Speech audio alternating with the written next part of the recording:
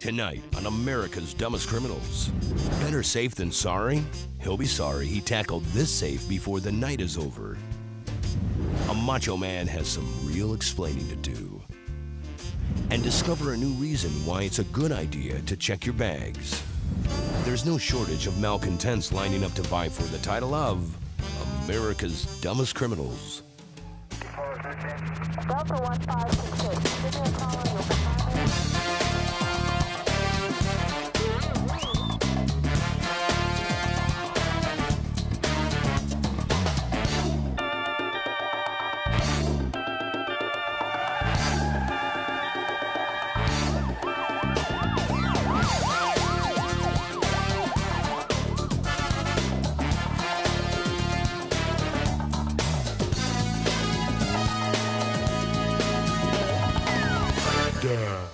Now, welcome your hosts for ADC, Daniel Butler and Debbie Allen. Again.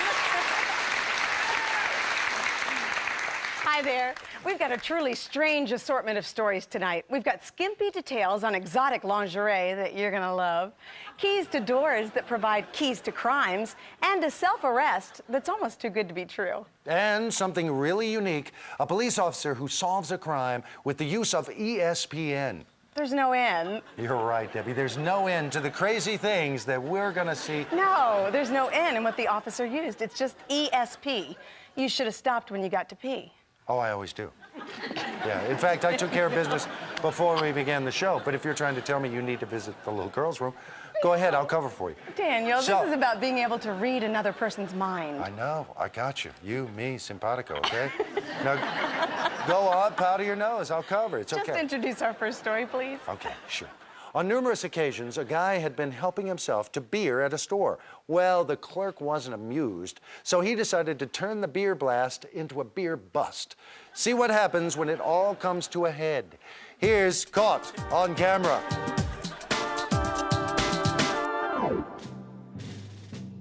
It was a 24-hour convenience store, and this guy, on a repeated basis, would go in and walk out with a 12-pack of beer. And it happened about 5 times in a period of 6 months. And the clerk recognized him from stealing beer before and locked him in a store. How's your day, buddy? Yeah!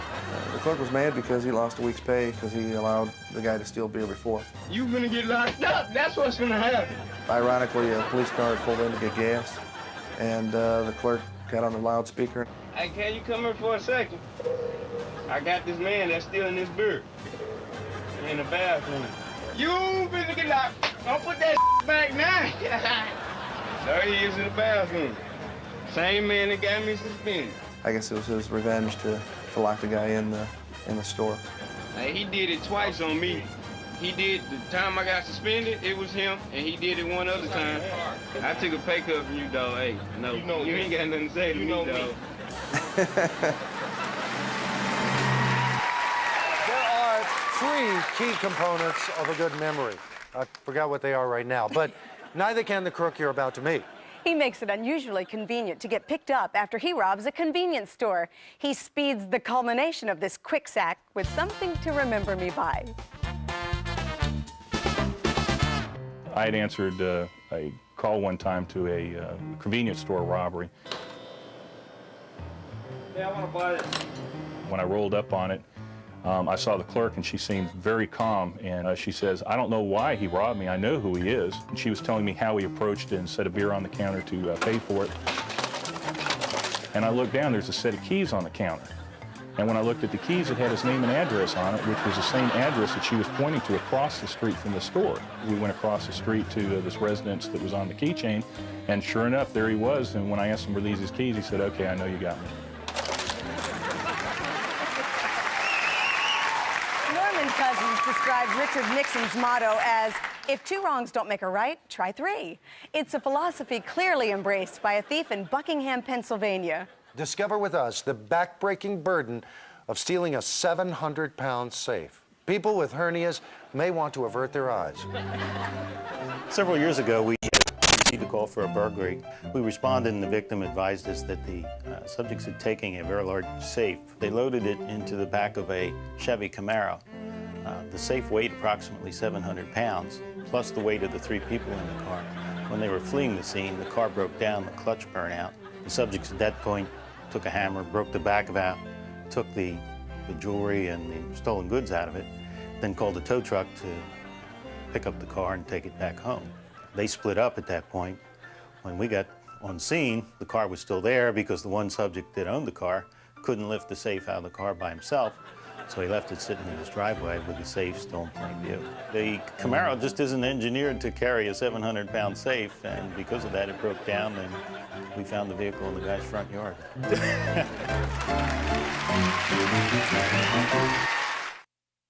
In Connecticut, you may not educate dogs. I'm sure even Connecticut's most uneducated mongrel has more on the ball than a shoplifter in Dumfries, Virginia. As you'll see, this guy even tries to pin his problems on his cat. Here's a twisted tale from the Hall of Fame we call America's Dumbest Excuses. Had a case where the local Harley Davidson shop had gotten broken into. And I was first unit on the scene. Caught a gentleman coming out of the side window of the business. Had him at gunpoint. And he was telling me, don't shoot, I'm just looking for my cat.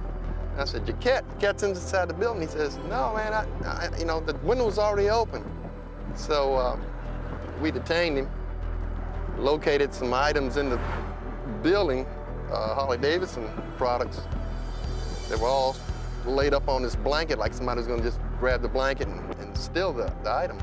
Leather vests and things of that nature, and also he had a pair of pink panties in his loot. When we told him about the pink panties, what was he gonna do with them, he turned red and said that, hey man, don't tell anybody about that, just, I did it. I don't have any idea what he was gonna use the panties for.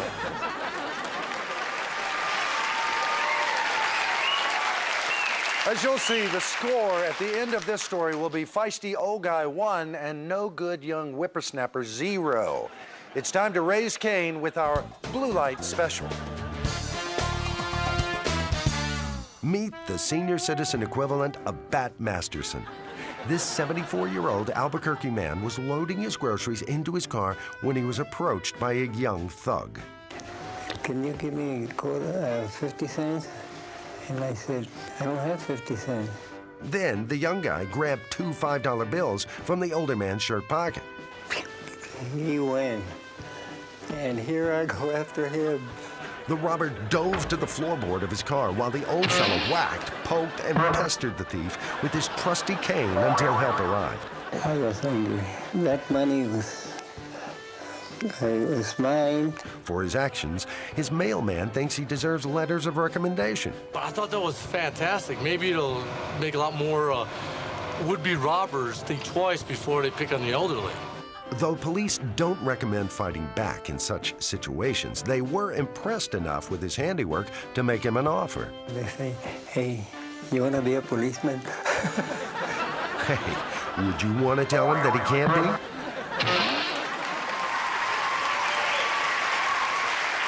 Business was so good, this drug dealer wasn't likely to go bust anytime soon. So the police department in St. Tammany Parish, Louisiana, stepped in to help matters. And when they did, their arrest rate picked up considerably. About 2 years ago, some of our undercover narcotics agents acquired some information that there was some heavy-duty marijuana dealing going on outside of a trailer near the town of Madisonville. Because we believed there were weapons in the home, our SWAT team was mobilized and helped them to effect a search warrant. While we were there executing the search warrant and recovering drugs from various hiding places in the home, the customers continued to arrive at the house.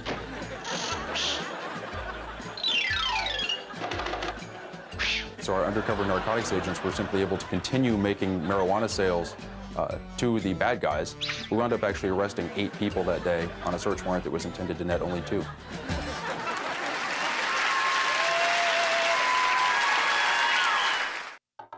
When traveling, the crew of ADC eats at Tony Roma's. Tony Roma's, over 200 locations worldwide. And now with news is a man who is to journalism what Austin Powers is to dentistry. Here's Dan with ADC Headlines. A Wisconsin man thought his wife wanted to kiss and make up after an argument. Instead, she clenched her teeth to perform a bit of oral surgery. That's right, she took her revenge right off the tip of his tongue, leaving her stunned husband mad enough to spit. Ooh. If you think someone plans to drive drunk, you take the keys. But what do you do if the vehicle is a horse? Someone should have warned the cowboy in Pierre, South Dakota to whoa before he climbed into the saddle, as he would later learn. Under South Dakota law, operating a horse while under the influence of alcohol carries the same penalty as operating a car while drunk. Okay? Especially those four-door models. If you've ever stressed out over filling out your tax return, you'll empathize with a poor man in Paris, Tennessee. He freaked out when his tax preparation software glitched. Fearing that he wouldn't be able to file on time, certain that this spelled trouble with the IRS, he called 911 to complain that he had been defrauded. The officer who responded to the man's home explained in no uncertain terms that such inappropriate calls could bring stiff penalties. Here's wishing the guy many happy returns. And that closes the file on ABC Headlines. News ripped from somewhere near the back of your local paper. Debbie? Here's a 911 call with a less familiar ring than Daniel's last story. At least I hope that's the case. When the 911 operator took the call, there was fear and apprehension in the caller's voice. But as this story unfolds, things change from apprehension to self-apprehension. Here's tonight's special delivery. One night, about 2 o'clock in the morning, I was working general patrol when I got a call of a citizen who apparently he had came home, had a little too much to drink, for whatever reason grabbed his handcuffs and started playing with them and ended up slapping a cuff on each wrist. And it wasn't until after he'd locked them down good and tight on himself that he realized that he didn't have a key or any way of getting out of these handcuffs. So I guess knowing that most police officers carry handcuff keys, he gave our department a call and said, please help, come get me out of these things. So they sent me to it. He gave his name and date of birth and everything. So on my way there, we did a warrants check on the guy, and sure enough, he came back with an arrest warrant out of another local jurisdiction here. So on the way there, I know I have this information now. I'm going there expecting to arrest this guy when he calls back and says that, well, wait, I slipped one hand out, so you don't need to send the officer. So knowing this guy had a warrant, I told him I'll advise him that I have a spare handcuff key with me, and I'll just swing by and give it to him. That way he won't have this problem again. So he said, okay, that'll work for him. So I pull up in front of the house, and here's this young man standing out front, got a cordless phone in one hand, and got a set of handcuffs hanging off one wrist. Apparently he was talking to his friend, and as he approaches me, I can hear him telling his friend that, oh, the cops are here, they're gonna get me out of these handcuffs. I took the dangling handcuff and put it in my hand just like I was looking at it to make sure I had the right key for it or something. Told him that the light was kind of bad, so I need to move it around behind him so I could use the street light, so I got his hand behind his back. Once I had his hand behind his back, I went ahead and took my handcuffs out and handcuffed him with my handcuffs, told him he was under arrest for an outstanding warrant, and then told him that I'd let him keep his handcuffs. We just used mine for the rest of the evening.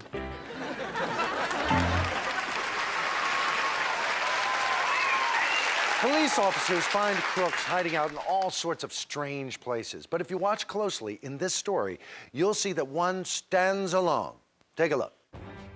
My partner and I were working the violent felony warrant program, and we got a tip that this wanted person was in an apartment up in Harlem. We arrived at the apartment, knocked on the door, and another man answered who wasn't wanted. So we started questioning him about the whereabouts of this particular person we were looking for. And of course, he had no idea what we were talking about. There was like a loft right above this one-room apartment. It's like where people put suitcases, I guess, or storage. And there was about 10 suitcases up there, and there was one large one at the beginning of the row of suitcases. I was hearing noise. I didn't know where it was coming from. I thought it was rats. All of a sudden, he must have moved in the suitcase because they all started falling like a domino effect, and sure enough, that last suitcase was our perpetrator. I was very shocked to see him in there. Now, let's look back at one of ADC's greatest hits. The man you're watching is under surveillance by undercover officers in the underwear division of the new Sewickley, Pennsylvania Police Department. And yes, he is conducting a panty raid. He even confronted our victim the very first time. They looked each other in the face and had this amazing shock upon his face, but he still came back. The trap was set after the owner filed a complaint that this guy returned on a weekly basis. You can see him grabbing the panties. And that's when you see two men. Of course, they're dressed in plain clothes. We dodged out the door, yelled, "Police, freeze, stop." The police clotheslined him and hauled him in. At first, he claimed that the lingerie made good slingshots, but eventually confessed to the theft and was placed in the Beaver County Jail.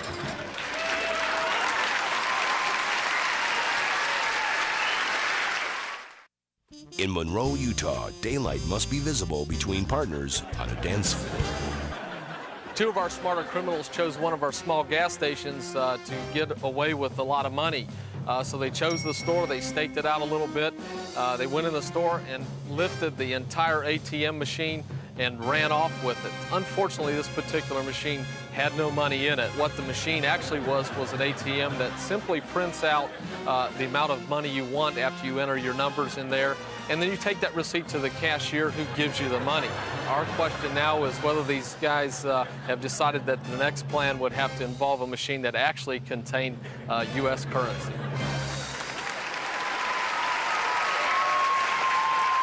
Being a police officer with ESP might not help with the kind of criminals profiled on this show. Yeah, if you're reading their minds, chances are you're drawing a blank. But in Hudson, Massachusetts, there's an officer who duped a crook into believing his mind was an open book. For quick cover-to-cover coverage, here's We're Not Making This Up. I was working as a special agent, railroad police detective at a railway express agency, and we would get tremendous amount of losses. Jerry was a career thief. He had been stealing from the Railway Express for about 10 years. I was at the disadvantage, but I had to turn things around. I had to use the ESP to program them, or to program myself, to be able to catch them at the right time, at the right place. ESP, extrasensory perception, is using your feelings, your imagination to get hunches, get feelings about people. So I'm sitting there doing this report. My boss is having a coffee. And all of a sudden, it was like a light bulb went off in my head. Bingo, this is it. So I went in and told my boss, Joe, I said, Joe, I'm going to get him now. This is it. He said, go get him, Tiger. I'm just following. I figured I'll just follow where my feet take me, where I should go. All I knew is this is it. And I went up an alleyway between these two buildings. And I look up, and who's coming down the alleyway but Jerry? And he's carrying a burlap bag over his shoulder like Santa Claus. And he's looking down. He doesn't even see me. I get about 20 feet away and I go, ahem. He looks at me, he opens his eyes, drops the bag, and he runs out of the alley like a scalded cat. Oh, beautiful. Just what I wanted him to do. Not only did it have all this stolen merchandise, but in the bottom of the bag was his electric light bill and phone bill with his name and address on it. And when he was arrested by the FBI and handcuffed, all he kept saying over and over again is, why did I drop the bag? Why did I drop the bag? He couldn't figure it out. He probably knows now.